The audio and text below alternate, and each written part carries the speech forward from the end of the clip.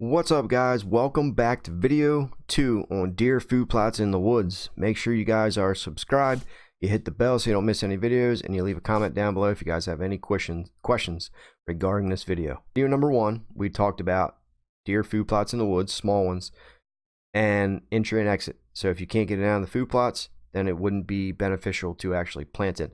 If you can get in and out of the food plots, then it's very rewarding to actually go ahead and plant that plot. So in today's video, we're going to talk a little bit about the preparation and keys that you want to focus on when you're actually planting these food plots.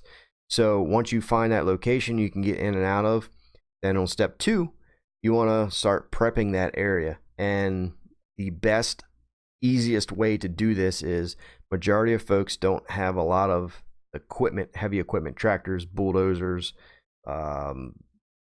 some people don't even have a four-wheeler, and you don't need this type of stuff to do these food plots. If you have a weed whacker, a leaf blower, and a chainsaw, you guys can get this done. And the whole key with this is, everybody makes mistakes. I've made mistakes with this in the past, is not having enough sunlight to these food plots in the woods.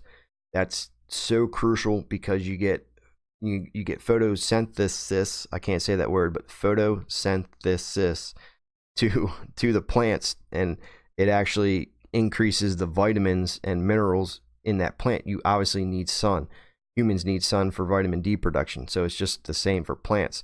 They need that sunlight to grow and be healthy and become a plant.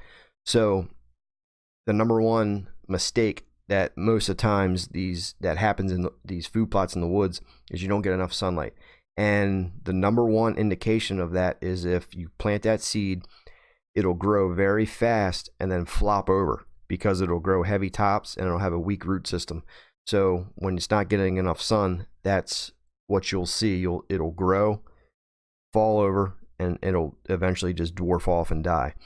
So you want to make sure you get enough sunlight into there. There's many options. If you can't actually cut down trees, then there's a thing called bark injection or hack and squirt method, whereas actually you take a hatchet, you hack the tree and squirt a herbicide into the tree and into the circulatory system, and that tree absorbs that herbicide. It takes several months for this process to happen, but it'll actually kill that tree. The leaves will turn brown, and the leaves won't grow back that following year, so which will allow more sunlight into the forest floor, into the plants that you're planting.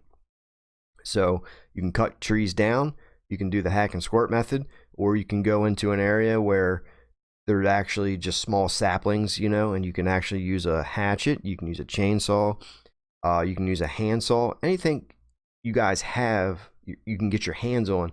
You guys, trust me, you guys can do these food plots.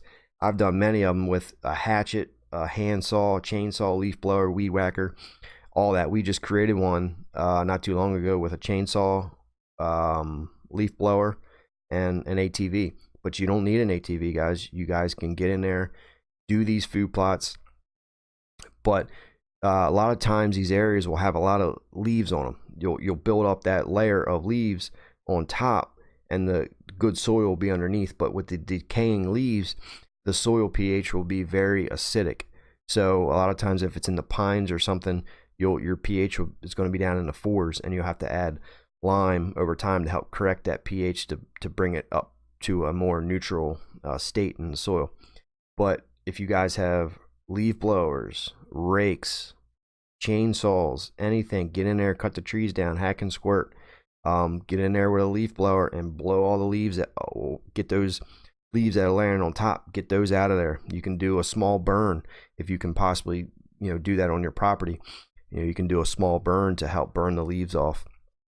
But as long as you get enough sunlight into these areas, you can get enough trees out of the way, chainsaw, whatever means that you guys have, you can have an excellent food plot in the woods, and it can be very beneficial.